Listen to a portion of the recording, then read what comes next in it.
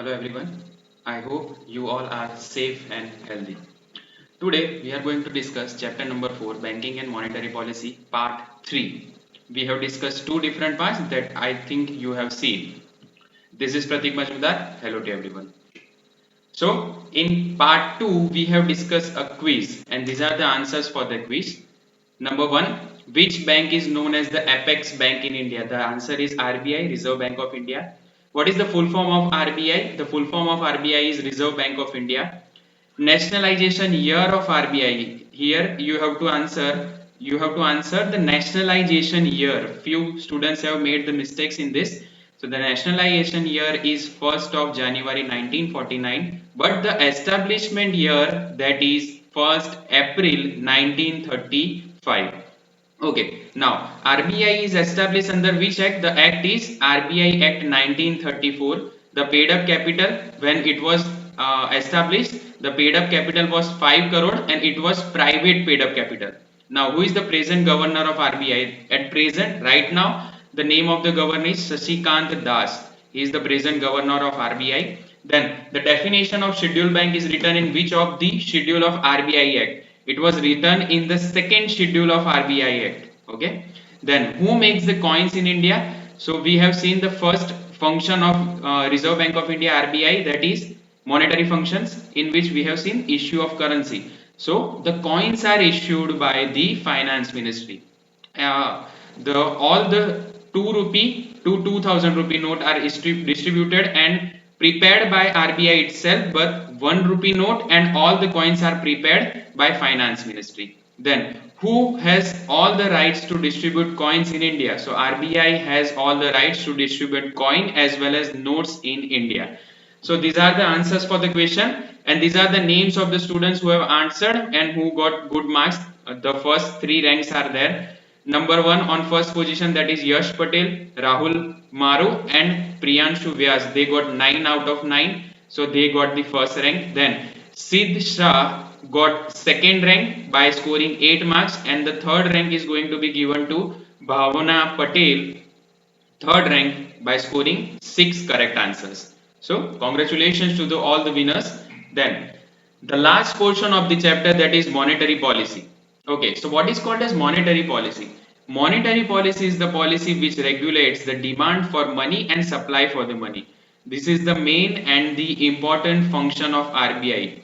In this function, what they were doing, they were managing the supply and the demand of the money. That means inflow and outflow of the cash is going to be monitored and going to be managed by the RBI itself. Okay, now this can result into a inflation or a deflation condition and that can impact on the value of Indian currency. That means the value of rupee, whether it is going to be up, going to be down, that is just because of this monetary policy. So this policy is also known as stabilization policies. Okay, you have to remember what policy is called as stabilization policy. This is one of the stabilization policy, that means monetary policy can be used as a tool of stabilization in the economy. Then the policy which regulates, which enters the various tools of regulating supply of money in the hands of the apex bank for the purpose of achieving economic objectives, that is called as monetary policy. This is the definition of monetary policy you have to remember. Now, which tools our RBI is using to maintain the monetary policy? So these are some instruments, these are some tools, monetary tools which we are using, RBI is using for managing the cash. So it is basically divided into two parts, one that is qualitative and second is quantitative. Okay, let's see the quantitative, that means general measures first. Quantity means it is in bulk. Bulk, that means it is morely related with the cash amount.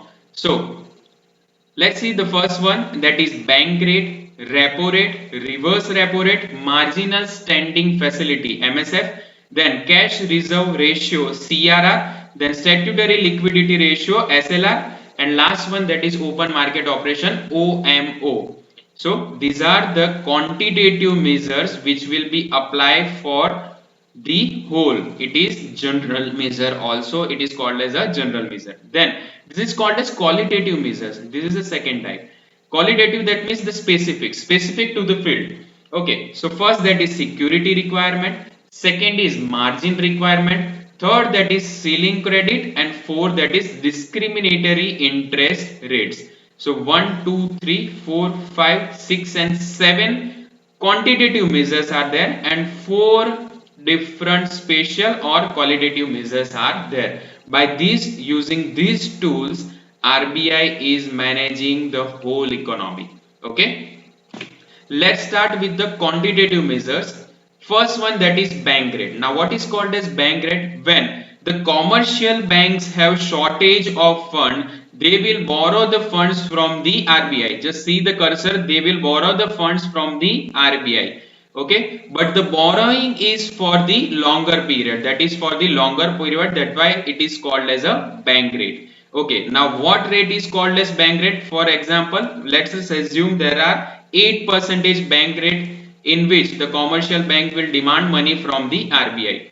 You know that when the commercial bank have shortage of funds, they don't have the funds, so where they are going to give, they are going to take the money, so they are going to RBI. RBI will lend them the money against some securities. Okay, now when I am using the word security, that means you have to understand treasury bills. Okay, so the commercial bank will deposit their treasury bills to RBI, that means securities to RBI, and RBI will lend the money to the commercial bank, but it is for the longer period. But from few years the bank rate policy is not used as a tool, it is demolished by the RBI, because in every 2 months new monetary policy is being issued by the RBI to maintain the cash flow, maintain the whole economy, to maintain the inflow and outflow of the cash. That's why this function is not working right now at present, but you have to remember it is a function of the RBI itself. Then the bank rate is very low, it is called as a cheap money policy. So when the rates are, for example, if it is let us assume that the bank rate is 8%. If it is 6%, then it is considered as a cheap money policy. But when it comes to 10% or 12%, it will be considered as a dear money policy. Understood? Okay. So now how they are going to manage? Let us take an example. Let's assume that the bank rate is 8%. Now commercial banks have demand. That means people were demanding for the money. So the commercial bank will ask RBI that we need 1000 crore loan. So RBI tell them no issue, we will give you at a 8%. Now how they are going to manage the cash in the way of inflation and deflation? When there is a condition of inflation, that means there are more money in the market. So how they can cope up with the inflation situation? They will increase the rate of bank, that means bank rate can be increased. Okay, if the bank rate is increased, that means the loans become more dearer, for example, if it is become 10%, then the commercial bank will lend the money to the general public by 12% or the 15%, because in which they will generate the profit from this difference. So that inflation can be controlled with the help of using this tool. I hope you have understood. Let's go to second one. The second one is same as the previous one, that is bank rate, but the loan is given for a shorter period. Let's see in detail. When the commercial banks were in need of fund for a shorter period, that means for a 1 day, for a 7 days, for a 15 day, etc. Then the commercial bank will demand the money from RBI. Okay, so these rates are cheaper than the bank rate, because the bank rates are taken for the longer period, where over here repo rate is taken for the shorter period, and the rate which is applicable on this will be considered as a repo rate. This rate is known as repo rate. And what is the full form of repo rate? The repo rate's full form is repurchase rate. Now let's see the condition in this. For example, at present the repo rate is 6%. Let us take an example. So how they are going to manage the inflow and outflow of cash? So in the condition of inflation, that means more money is in the market, so RBI is increase the repo rate. They will increase the repo rate. That means the commercial bank will normally neglect to take the money from the RBI, and the flow of cash will be managed by that way. When the condition is vice versa, that means when there is a condition of deflation, it means there is less money in the market, then RBI will reduce the repo rate. That means if it is 6%, they will reduce it to 5% or 4.75%.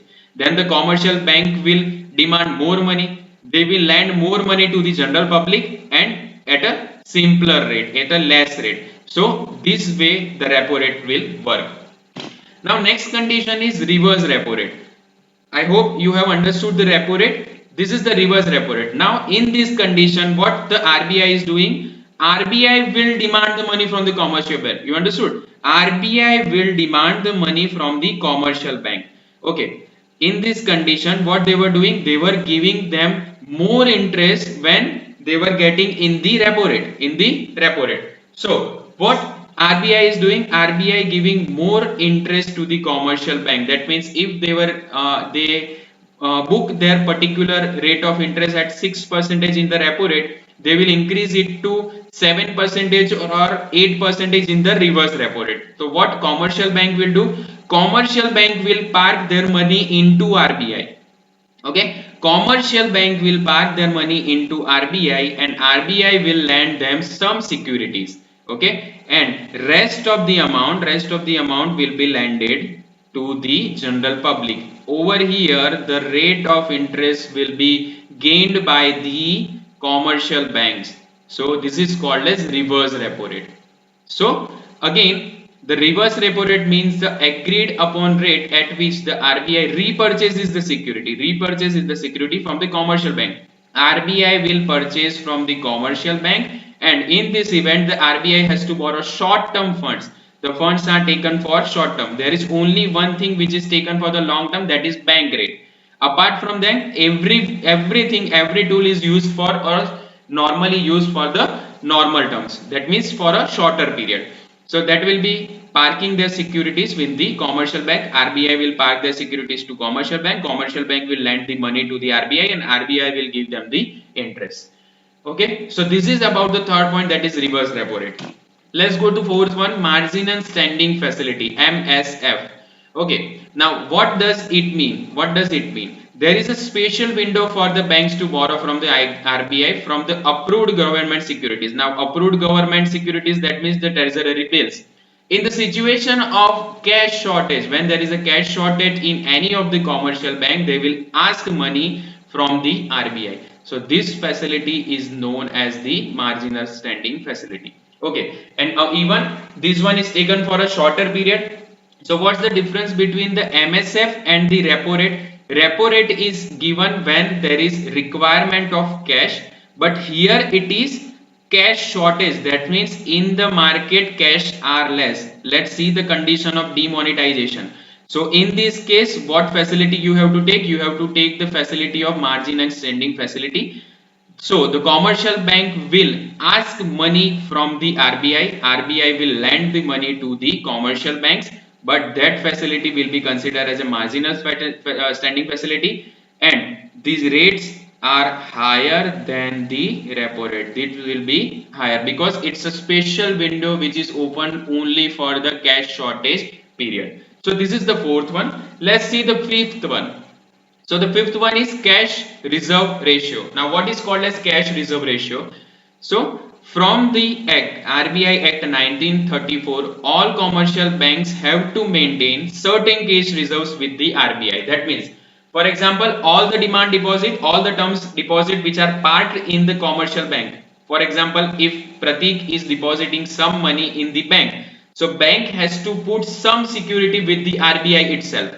Let's take an example. If I have deposited 1000 rupee into RBI 1000 rupee into commercial bank, sorry for that, commercial bank 1000 rupees. So for example, let's take a CRR rate at 4%. So 1000 into 4%, that means 40 rupees is taken by the RBI. That means that cash reserves are put with the RBI, that will be deposited to the RBI, and rest of the amount will be used by the commercial bank for lending purpose. Okay, so this in the year 1962, the CRR variable is between 3% to the 5%, which is decided by the committee. So in board exam they can ask what is the CRR rate variable. So it is variable between the 3% to the 15% of the total deposits of individual bank. Means each and every bank has to maintain this amount of cash reserve ratio. At present it is nearby 4 percentage. Every 2 months it is going to be changed, so I am not disclosing the rates right now. At the time of your examination I will forward the message to each and everyone. Now, sixth one, that is statutory liquidity ratio, SLR. Now, what does it mean? Statutory, that means compulsory, mandatory. This means this is the compulsory. You have to make this liquid into your business.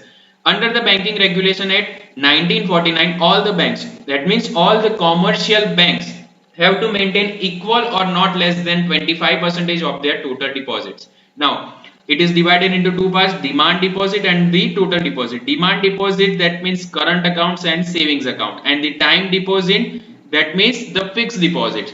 The total of that among the 25 percentage is to be maintained as SLR, statutory liquidity ratio. It can be in any form.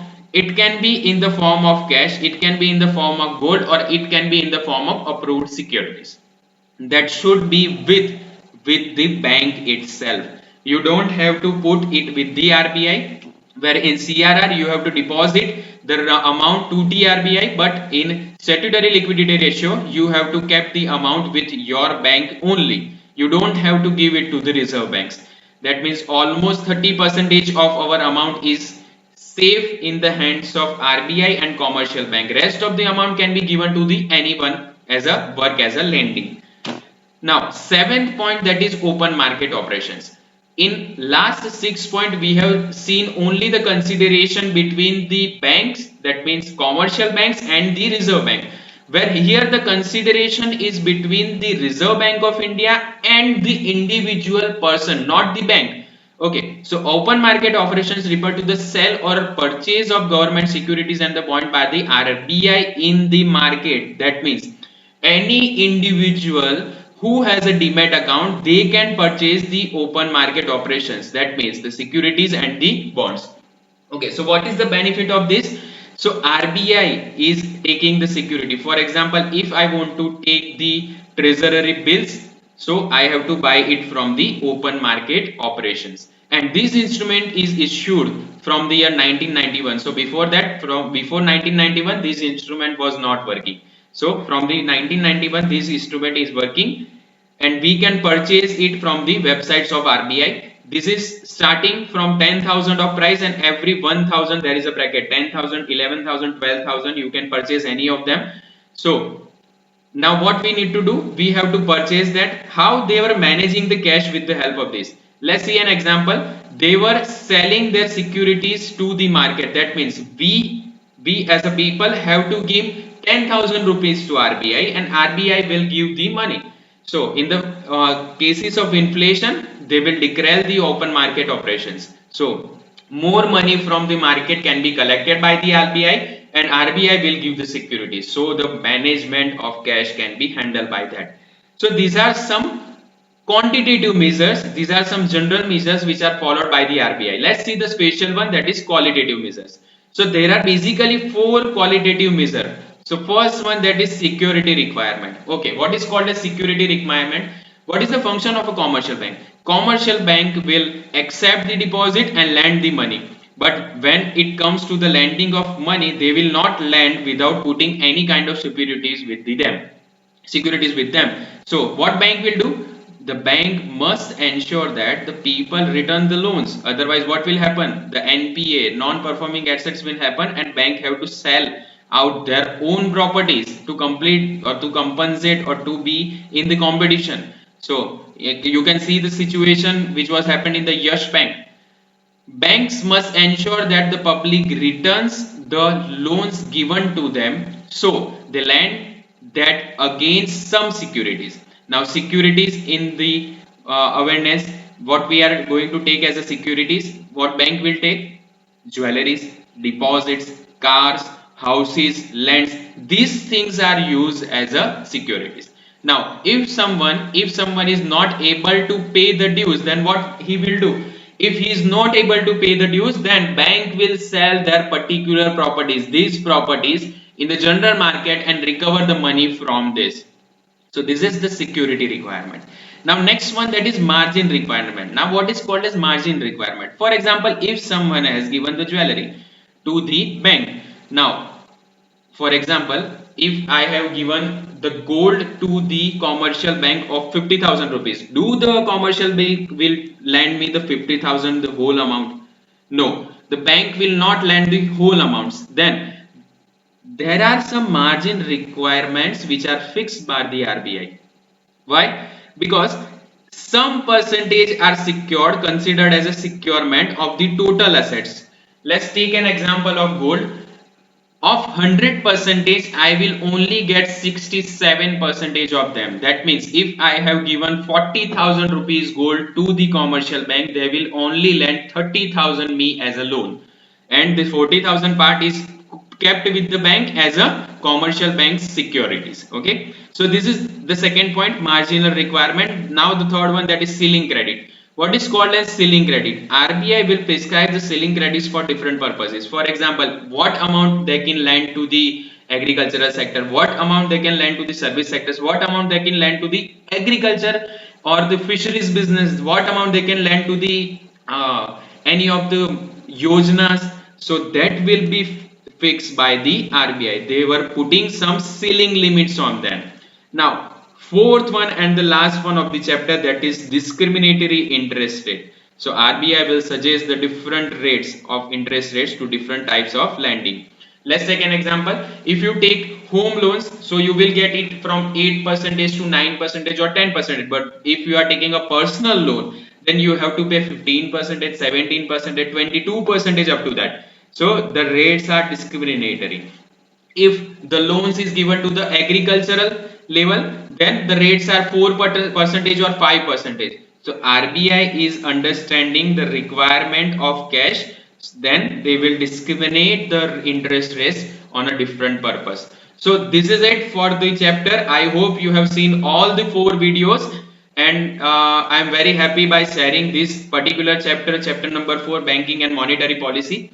In next session we will start with the first chapter, and I hope if you haven't like or subscribe to the page, please like and subscribe. This is my instruction. Please like, share and subscribe to the page Economics by Pratik Majmudar. I am going to give standard 12th English medium courses, plus you are going to get accountancy related videos on this particular page. I hope you have liked the video. Thank you so much. This is the end of the session. Thank you. Jai Hind.